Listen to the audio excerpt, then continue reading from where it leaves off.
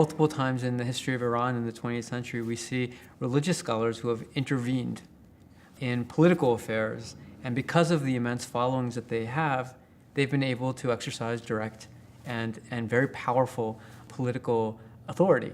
The most famous example of this is the tobacco boycott. In the 19th century, the Shahs reached out to the West to sell off, in terms of economic concessions, lots of rights to exploit Iran's natural resources and such.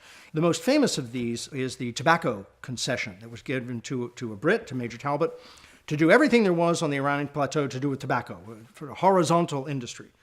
And this one really was the last straw for the ulama, for the merchant classes and the artisanal classes.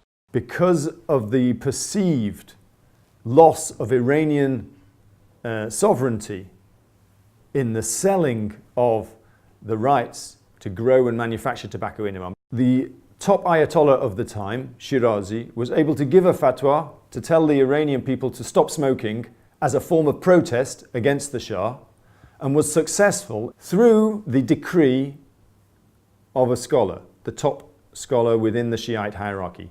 By this period, Shiism had evolved into an increasingly hierarchical sorts of structure. And it had also been taking advantage of the connections between Iranian ulama living in Iran and Iranian and non-Iranian ulama based in Iraq, in the holy cities of Najaf and Karbala. These religious figures and scholars began to have a disproportionate, as in comparison to previous generations, political authority and religious authority that they were able to wield if they chose to do so. And if you did engage, you had an entire edifice of followers who were willing to support you. And as your influence grew and your network grew, you could exercise greater and greater authority in the world. That's why part of the reason why the Qajar Shahs saw the ulama as a section of society with whom they had to maintain good relations, because they knew that if they didn't maintain good relations, they would face the ulama's political mobilization.